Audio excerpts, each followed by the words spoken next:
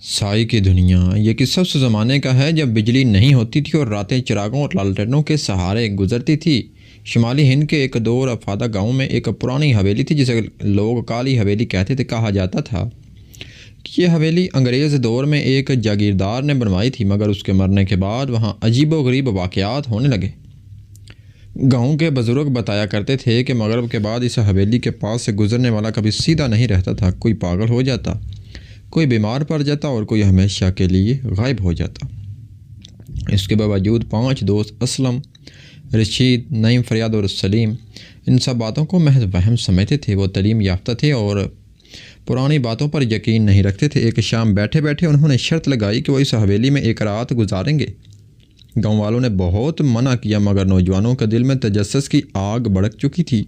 سورج غروب ہوتے ہی وہ لالٹین، کمبل اور کچھ کھانے پینے کا سامان لے کر حویلی کی طرف چل پڑے، اس بات سے بے خبر کہ وہ کسی خوفناک انجام کی طرف بڑھ رہے تھے۔ کالی حویلی کے دروازے پر پہنچتے ہی فضا بدل گئی۔ ہوا میں عجیب سی نمی اور بوسیدگی کی بو تھی، جیسے صدیوں سے کسی نے وہاں سانس نہ لیا ہو۔ دروازہ خود بخود چڑچڑاتا ہوا کھل گیا، جیسے دیکھ کر رشید کے دل میں پہلی بار خوف نے سر اٹھایا۔ اندر داخل ہوتے ہی لالٹین کی روشنی دیواروں پر ناچنے لگی۔ جہاں پرانی تصویریں لٹک رہی تھیں، ان تصویروں میں موجود آنکھیں ایسی لگتی تھیں جیسے زندہ ہوں اور ان کا پیچھا کر رہی ہوں۔ نعیم نے ہنستے ہوئے ماحول ہلکا کرنے کی کوشش کی، مگر اس کی آواز خود اسی پر بھاری پڑ گئی۔ اچانک اوپر سے کسی کے چلنے کی آواز آئی۔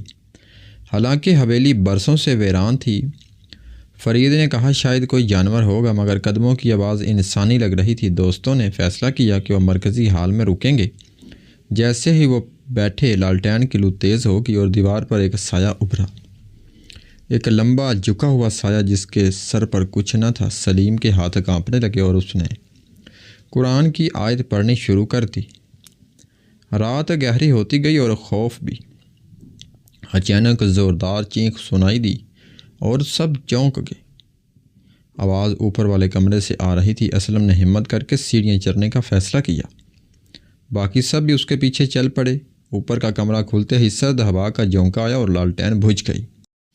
اندھیرے میں کسی نے سلیم کا ہاتھ پکڑا، مگر وہ ہاتھ انسانی نہیں تھا، بہت ٹھنڈا اور سخت۔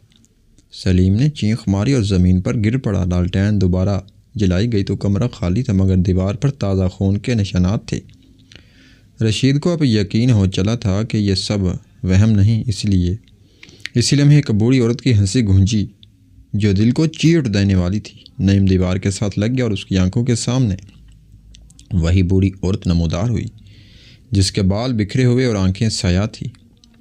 اس نے کہا تم نے میری نیند کیوں توڑی؟ اور اچانک غائب ہوگی۔ دوستوں میں سے ہر ایک اب اپنے انجام کا تصور کرنے لگا۔ خوف کے مارے سب نیچے بھاگے، مگر حویلی کا دروازہ بند ہو چکا تھا۔ باہر نکلنے کا کوئی راستہ نہ تھا۔ دیواروں سے سرگوشی آنے لگی، جیسے سینکڑوں روحیں ایک ساتھ بات کر رہی ہوں۔ فرید اچانک بے ہوش ہو گیا اور اس کے منہ سے سیاہ دھواں نکلنے لگا۔ اسلم نے اسے ہلانے کی کوشش کی، مگر فرید کی آنکھیں کھلی تو وہ فرید نہیں رہا تھا۔ اس کی آواز بدل چکی تھی، وہ ایک اجنبی زبان میں بولنے لگا۔ اس نے کہا کہ یہ حویلی اس کی قبر ہے اور جو بھی اندر آیا وہ اس کا حصہ بن گیا۔ نعیم رونے لگا اور معافی مانگنے لگا۔ اسی وقت زمین ہلنے لگی اور چھت سے مٹی گرنے لگی۔ دیوار پر وہی جاگیردار کی تصویر جاندار ہو گئی اور اس نے کہکا لگایا۔ سلیم نے پوری قوت سے اذان دی، جس سے لمحہ بھر کو خاموشی چھا گئی۔ اسی خاموشی میں دروازہ خود بخود کھل گیا۔ دوستوں نے موقع غنیمت جانا اور جان بچا کر باہر نکل آئے۔ ہمیشہ مڑ کر دیکھنے کی پیچھے ہمت کسی میں نہ تھی۔ صبح ہونے پر گاؤں والوں نے دیکھا کہ 5 دوست نیم پاگل حالت میں حویلی کے باہر بیٹھے ہیں۔ فرید کبھی مکمل ہوش میں نہ آ سکا اور چند دن بعد مر گیا۔ باقی 4 دوستوں کی زندگیاں ہمیشہ کے لیے بدل گئی۔